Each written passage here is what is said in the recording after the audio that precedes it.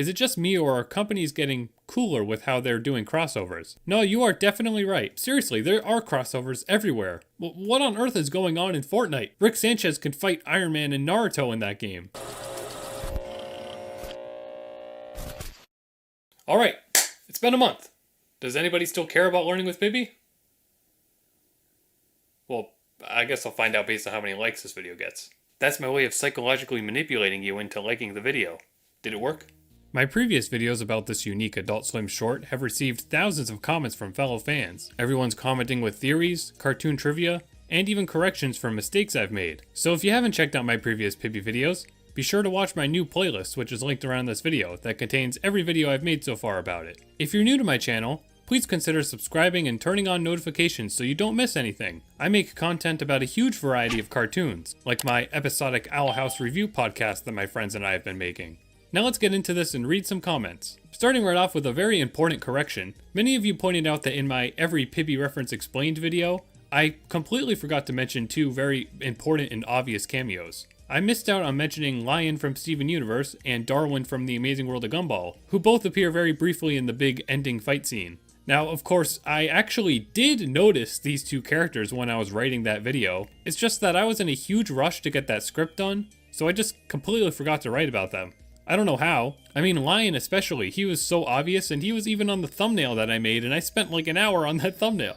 So, very sorry I forgot about those, but thank you all very much for kindly pointing out that mistake.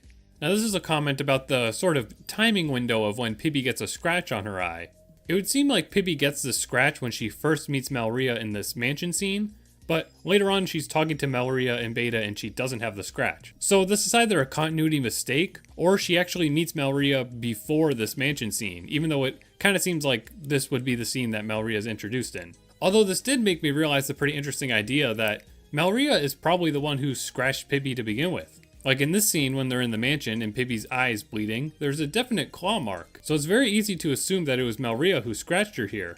We know from the way that the trailer progresses that Malria starts off as a bitter villain, but eventually becomes kind and helps fight to save the world with everyone else. In this scene, she immediately realizes that she gave Pibby the first injury she's ever experienced. And Pibby's just a little kid, so it would be easy for even a villain to feel bad about hurting her. So this is actually a pretty great, very subtle piece of the storyline. Thank you for pointing it out. Maybe there's a little bit of a continuity mistake going on here, but still, thank you for pointing it out. Fun fact, the Jetsons were the future.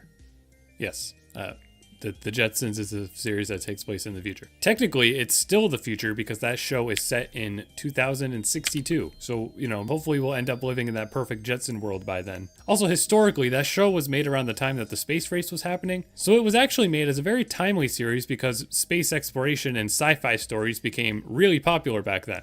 Crack theory. The glitch just wants to hug everyone and make friends. Hence why everyone is smiling. That's a cute idea. Honestly, that would make for a pretty funny plot twist. I know you don't mean for this to be taken seriously, but I mean, it could be true. We don't really know anything. Most people are assuming that this glitch is some sort of threat, but maybe it, no pun intended, learned from Pibby and wants to be friendly. It just happens to be horrifying. I mean, this isn't very likely, but I think it's pretty funny. This seems like the type of plot twist that a cartoon would do. I know that people are pointing out that, some information has come out about the glitch, saying that it speaks with internet slang and stuff like that, and that's like a whole basis for a future type of theory video, so we can worry about that later. Tons of you guys mentioned how you think the series could be related to the Void from Amazing World of Gumball, or possibly even have Black Hat from Villainous be the villain. If you aren't familiar with these characters, Rob is a villain from the Amazing World of Gumball. He was originally a background character, but because he was so underused, they sort of made this joke where he became really bitter towards Gumball, and he was eventually erased from the world in this void dimension, but escaped out, but also became a bit corrupted in the process.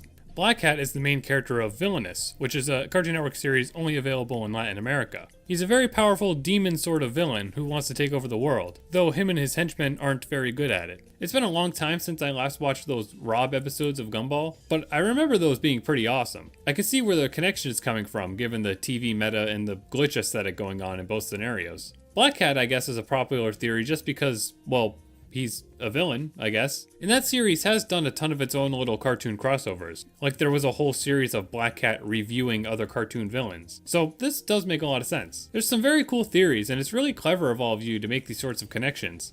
But honestly, these probably won't be canon to Pibby. Whatever is going on within the lore of Pibby will very likely just be segmented to the show itself and the creator's original ideas. It doesn't really make sense for a series being made by a group of creative people who are completely unrelated to Gumball and Villainous to build their world lore around shows that already exist. I definitely think Pibby will have its own completely original backstory.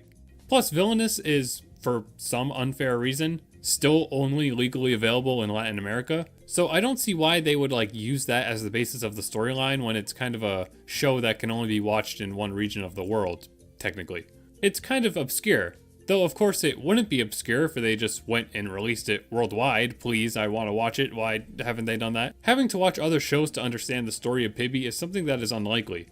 Obviously there are references to other cartoons, like with all the characters, that's the point of the series, but having a cameo is very different from basing the storyline off of other cartoons. Think about OKKO's crossover episode. Most of the references can go over your head because the plot of the episode makes sense. It's just about some new villain who's turning people to stone. Yeah, the people being turned to stone are other cartoons, but you don't have to watch those other cartoons to understand that. But pulling Pibby's entire backstory from some other cartoon is just not a logical thing to do, because you never know how many people watching Pibby have ever seen the Rob episodes of Gumball or whatever else. But, of course, these Gumball Void and Black Cat Mastermind ideas would make amazing fanfictions, which I'm sure there's already plenty of. So here we have a theory that points at some leaked concept art about how Pibby might end up being infected by the glitch at some point and end the series with a sort of a zombie bite on her arm. We see only the bandage within the trailer, and it could be possible that that bandage is hiding a glitch infection instead of a physical injury, like she's being slowly infected by a zombie bite. This is a really dark idea if you think about it, because with this scenario we may be seeing Pibby slowly die or become corrupted as the series goes on. But I guess darkness and depression is what we want from this show, right? A little while ago, a pitch bible for Pibby was leaked online. A pitch bible is a booklet of information that a show's crew creates in order to quickly and easily convey a show's story, characters, and ideas. Booklets like these are given to studio members to help them decide whether or not a show should be purchased and produced. They're also given out to potential cast members so they can understand the setting and characters they'll be playing before any animation or scripts are actually finished. These are very rarely released to the public. Often shows don't even get picked up or need to be kept secret. So usually these Bibles are just completely hidden from public view. If they're ever shown, it's usually years after a show is over, or just because the crew of the show felt like sharing it. Like these examples I've been showing from Invader Zim and Adventure Time. In Pibby's case, apparently someone who auditioned for the show received the pitch booklet and leaked it online. Unfortunately, I don't want to be showing any of this booklet since it wasn't supposed to be released. I could probably get in some copyright trouble for showing it off. But anyways, the booklet shows that throughout the series, Pibby's design will change as she becomes more damaged. In the middle of the show, she has a bandage on her arm, and by the end of the show, her right arm is entirely consumed by the glitch. It looks pretty cool, so I definitely wonder how this would play out. Is it going to let her talk to Bun Bun or something like that, like in Metal Gear? I don't know, but it's a really cool thing to point out, so thank you. Man, if I had a nickel for every cartoon hero who's missing an arm and or has a magically enhanced arm, I'd have a lot of nickels.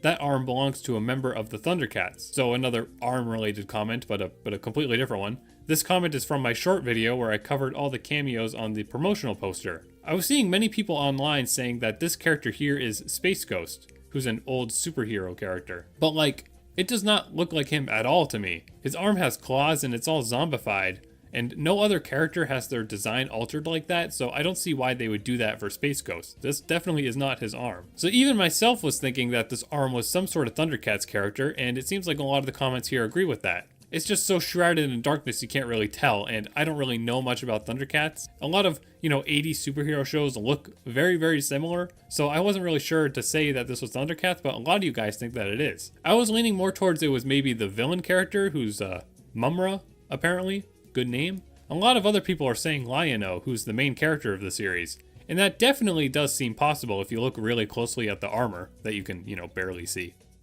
Is it just me, or are companies getting cooler with how they're doing crossovers? No, you are definitely right. More and more crossovers are happening in all sorts of crazy ways. Like the new Multiverses game that brings together a bunch of characters from Warner Brothers history, having Batman and Finn the Human fight each other, which I just made a video about that you should check out. And not to mention Nick All-Star Brawl and Fortnite, there really is a ton of crossover stuff going on. And that's because it's really a win-win situation. As fans, we love seeing our favorite characters meet other characters, and we especially love seeing old characters from canceled or underrated series returning. even if it's briefly for a crossover, like the recent Courage the Cowardly Dog and Scooby-Doo special. How many people actually already knew about that? But like, seriously, there are crossovers everywhere. What on earth is going on in Fortnite? Rick Sanchez can fight Iron Man and Naruto in that game. From a company perspective, a crossover lets them promote multiple brands at once, or simply celebrate their entertainment medium and history. Like Smash Bros is a massive celebration with how much care they put into all the characters and such. But it's also a huge business opportunity for Nintendo and other game companies to have their games included in it. How many copies of Kingdom Hearts do you think flew off the store shelves after Sora was added? Pibby is an interesting case because it's like a subversive horror thing, you know? And it's mostly using Cartoon Network's characters.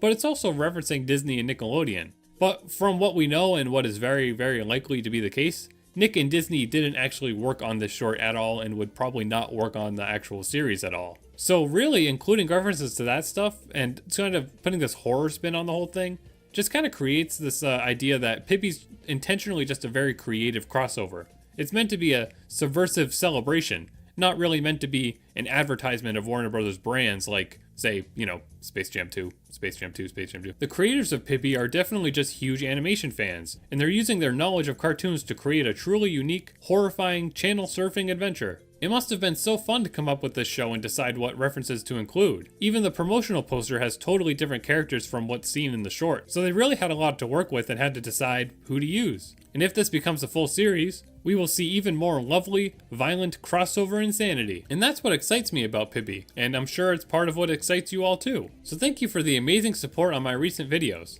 I'm so happy to see Pibby becoming such a huge hit. If you want to see more videos like this, be sure to subscribe to my channels for videos about all kinds of cartoons. And of course, drop some comments on this video to share even more of your great theories. I want to make at least one more comment reading video before putting Pibby content aside, but if the hype keeps going, then maybe I'll make even more. So please continue to show your support. Thanks for watching. Please leave a like on this video if you enjoyed it, and subscribe to my channel and hit the bell icon to know when I post new videos. Thanks for watching, and super special thanks to my Patreon supporters. Support me on Patreon and you'll be able to submit video topics, see exclusive behind the scenes content, and help me keep this channel going. Also follow me on Twitter and TikTok for special updates.